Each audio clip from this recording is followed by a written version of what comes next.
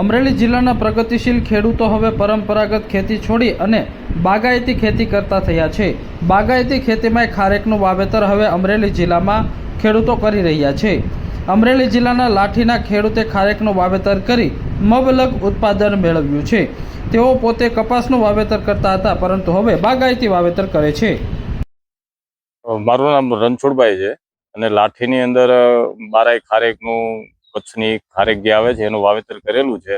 એક છોડે અંદાજે 5 મણ જેવું ઉત્પાદન મળતા આ વર્ષે સારું ઉત્પાદન મળશે એવી આશા છે। અને હોલસેલમાં ભાવ અત્યારે 50 રૂપિયા કિલો અમે વેચાણમાં આપીએ છીએ અને છૂટકમાં 100 રૂપિયા માર્કેટની અંદર મળતી હોય છે ખારેક। તો આ વર્ષે અમે 5 વીઘાનું વાવેતર હતું, જે વધારીને અમે 10 વીઘા જેવું વાવેતર કરેલ છે અને આવનારા દિવસોમાં સારા એવા લાભ મળશે અને આનો ઉત્પાદિત ખર્ચ જે છે એ ઓછો છે, તેથી આવી રીતે આનું વાવેતર કરવું જોઈએ। મારું નામ વિનુભાઈ ભાટિયા છે, લાઠી। મેં 5 વીઘાનું વાવેતર કરેલ છે ખારેકનું, ઇઝરાયલ છે। અને પહેલાં ઉનાળાની અંદર 50 થી 60 હજારનું વાવેતર કરતા હતા, એટલી આવક આવતી હતી। એના બદલે અટાણે મારે બમણી આવક થઈ ગયેલી છે। 5 થી 6 લાખની આવક આ વર્ષે થશે।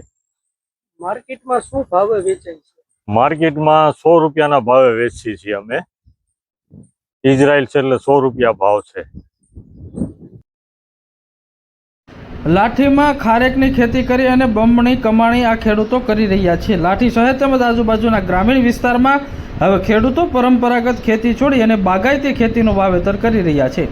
સામાન્ય રીતે આ વિસ્તારની અંદર કપાસ, મગફળી, ઘઉં અને અન્ય પાકનું વાવેતર મોટા પ્રમાણમાં કરવામાં આવે છે, પરંતુ છેલ્લા કેટલાક વર્ષોથી હવે પ્રગતિશીલ ખેડૂતો નવીન અને વધુ નફાકારક પાકો એટલે કે ખારેકનું વાવેતર કરી રહ્યા છે। ખારેકનું વાવેતર કરી અને ખેડૂતો હવે એક સિઝનમાં 5 લાખ રૂપિયા સુધીનું ઉત્પાદન વીઘે મેળવી રહ્યા છે। લાઠીના ખેડૂત રણછોડભાઈ એ ઇઝરાયેલી ખારેકનું 5 વીઘામાં વાવેતર કર્યું છે। પ્રથમ વર્ષે ખૂબ સારું ઉત્પાદન આવ્યું હતું અને ચાલુ સિઝનમાં પણ ખૂબ સારું ઉત્પાદન મળવાની શક્યતા છે। જેવો 1 કિલોનો ભાવ અંદાજિત 50 રૂપિયાથી 60 રૂપિયા જેવો એ રાખ્યો છે અને એક ખારેકમાં અંદાજિત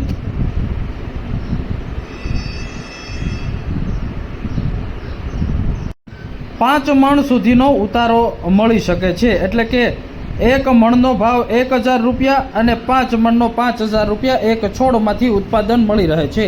એટલે કહી શકાય છે કે એક વીઘે સારું એવું ઉત્પાદન આ પ્રગતિશીલ ખેડૂતને મળી રહ્યું છે અને આગામી સિઝનમાં આનાથી વધુ ઉત્પાદન બમણું થવાની શક્યતા છે।